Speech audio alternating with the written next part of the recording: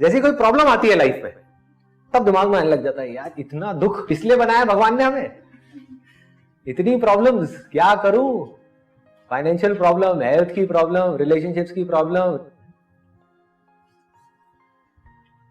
तब आता है दिमाग। दो तरह के पर्पस हैं, एक है लिविंग फॉर थिंकिंग रेस्टलेसली, जियो इसलिए कि हम नॉन स्टॉप कुछ ना कुछ सोचते ही रहे। दूसरा थिंकिंग फॉर लिविंग पीसफुल, सोचना बंद नहीं करना है, लाश नहीं बनना है, सिंपल है। That is not the real goal of spirituality. That कुछ लोग जो नहीं समझ पाए ना स्पिरिचुअलिटी को, वो बोलते हैं कि हाँ भाई थिंकिंग विंकिंग ये खराब है, ये है वो। अरे नहीं, thinking correctly that brings you peace. ये है। तो ये दो ऑप्शंस हैं हमारे पास में, इन दोनों में से हमको एक को चूज करना है। तो हम क्या चूज करेंगे और क्यों, ये अपने आप से आराम से बैठ करके पूछना है और इसका मतलब समझना है। एक एक वर्ड को बारीकी से पकड़ो। अगर इसको आपको पकड़ में आ गया तो आपकी लाइफ के हर प्रॉब्लम्स के सॉल्यूशंस आपको मिल जाएंगे। खुद से सवाल करना है कि मेरी जिंदगी का मकसद क्या है, कि इसलिए जीऊं कि 24 घंटे सिर्फ सोचता ही रहूं। हम यही नहीं कर रहे, उसने ऐसा क्यों किया, उसने वैसा क्यों किया, उसके पास ये है मेरे पास में ये नहीं है, ये सब क्या है, सोचा है? जेलसी क्या है, अपने आप को एक दूसरे से कंपेयर करना क्या है, this is living for thinking, right? Living for thinking, ऐसा क्यों हो रहा है, वैसा क्यों हो रहा है, मेरी मम्मी ऐसी क्यों है, मेरे पापा ऐसे क्यों हैं, मेरी वाइफ ऐसी क्यों है, मेरा हस्बैंड ऐसा क्यों है, वो बदल क्यों नहीं जाता, ये सब क्या है? मेरी लाइफ ऐसी क्यों है, मेरी लाइफ में इतनी फाइनेंशियल प्रॉब्लम्स क्यों हैं, पढ़ाई इतनी टफ क्यों है, ये सब क्या है? यूजलेस थिंकिंग, इसको बोलते हैं चिंता। चिंता पहला ऑप्शन। दूसरा क्या है कि अगर मुझे पीसफुली जीना है तो मुझे जॉब को करना ही होगा, चाहे मैं यहां करूं चाहे इसको छोड़ करके कहीं और करूं, करना तो होगा, कुछ तो करना ही होगा। What is that? That is thinking correctly. Job अगर आपने छोड़ दी और घर पे बैठ गए जॉब की प्रॉब्लम्स की वजह से, इस पहले वाले ऑप्शंस की वजह से, तो क्या होगा? प्रॉब्लम्स और बढ़ जाएंगे, आपकी पीस और डिस्टर्ब हो जाएगी।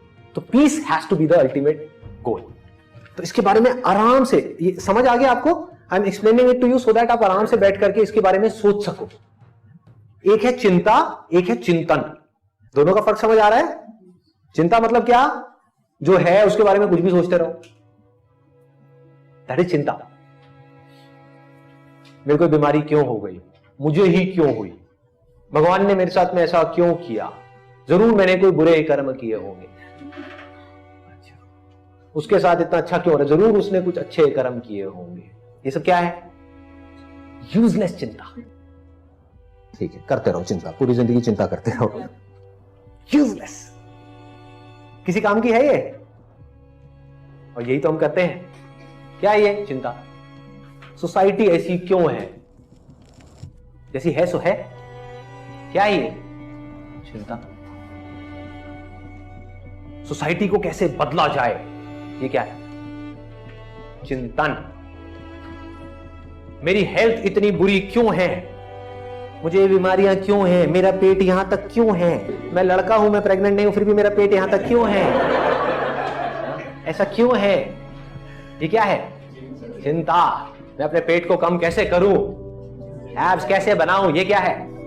चिंतन। चिंतन। चिंतन बोला जाए तो सॉल्यूशन ओरिएंटेड थिंकिंग या फिर thinking related to understanding something deep, that is चिंतन। क्लियर हो रहा है ना? इन दोनों में फर्क समझ आ रहा है? सॉल्यूशन ओरिएंटेड थिंकिंग क्या है और अंडरस्टैंडिंग क्या है? क्योंकि जरूरी नहीं है हर चीज का सॉल्यूशन हो, तो वहां पे अंडरस्टैंडिंग काम आती है। जैसे बिल्ली चूहे को क्यों खाती है, तो इसका कोई सॉल्यूशन नहीं है। एक है सॉल्यूशन ओरिएंटेड थिंकिंग कि मैं यहां पर फंस गया हूं, अब यहां से कैसे निकलूं। फैमिली में मान लो पैसे की प्रॉब्लम है, तो आप सोच रहे हो बैठ करके कि ये सॉल्यूशन कैसे निकलेगा। मुझे इतना पैसा चाहिए ही चाहिए, तो ये क्या है? चिंतन हो गया, ठीक है। लेकिन बैठ करके सिर्फ परेशान हो रहे हो, मेरे पास में पैसा नहीं है, क्या होगा, तो लुट गया, मैं तो बर्बाद हो गया, अब मैं क्या करूंगा, अब हम कहां जाएंगे, हमारा घर बिक जाएगा, हमारी गाड़ी बिक जाएगी। ये सब क्या है? चिंता है। चिंतन क्या है? घर बिक जाएगा।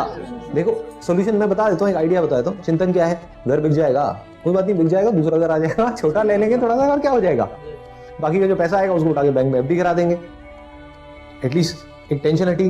और फिर मैं दिमाग लगाऊंगा कि अब आगे दोबारा से कैसे क्या करना है।